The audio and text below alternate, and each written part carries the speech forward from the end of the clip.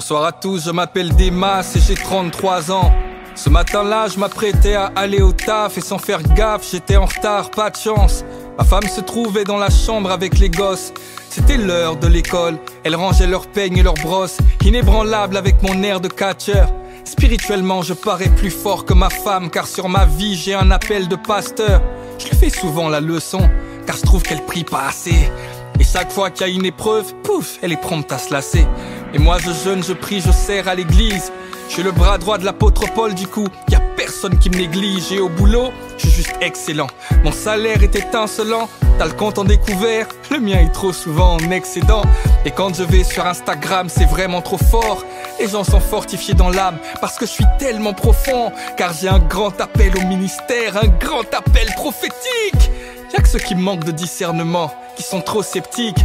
Mais peu importe la famille, chacun sa grâce, car Dieu élève qui il veut.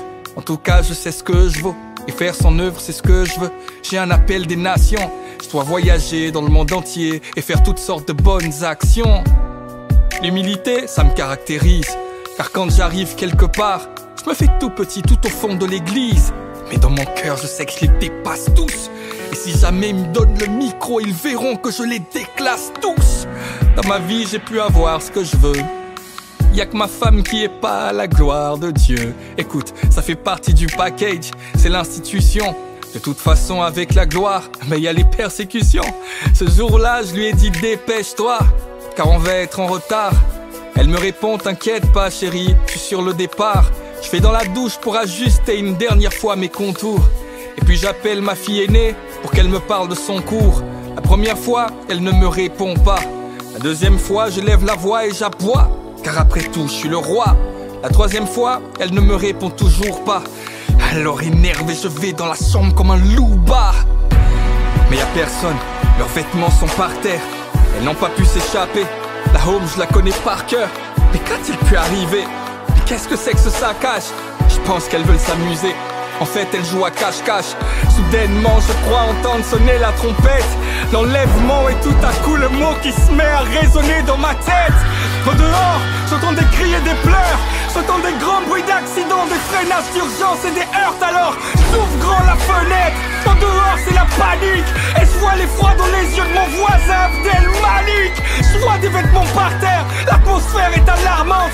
Et je vois ces poussettes vides dans les mains de cette nouvelle maman. Je me dis que c'est sûrement un rêve, il faut que je me réveille. Mais je suis comme prisonnier car en fait ce n'est pas un rêve, c'est bien du réel. Je suis confondu mais conscient en même temps, qu'à cet instant je viens peut-être de manquer l'enlèvement. Et puis c'est vrai, je comprends pas pourquoi ma femme a été enlevée. C'était moi le futur pasteur, j'ai prêché même en anglais. J'ai même évangélisé dans les centres-villes et les métros. J'ai délivré comme Moïse, j'ai conseillé comme Jétro. Quand l'heure de prier sonnait, c'était ma femme qui restait couchée.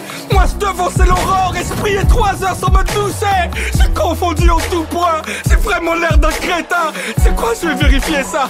Je vais appeler des amis chrétiens.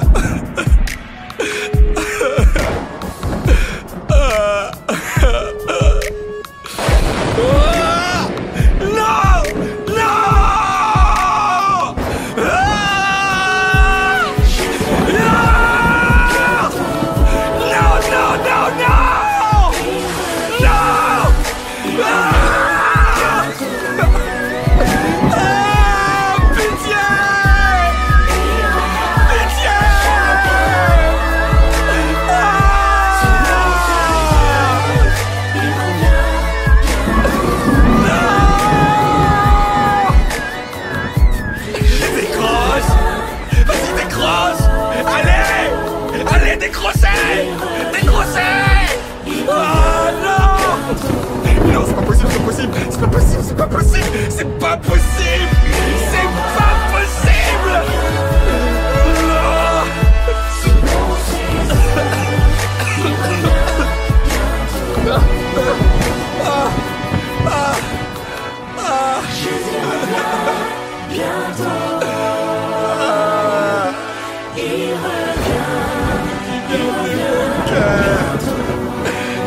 J'aurais dû garder mon cœur.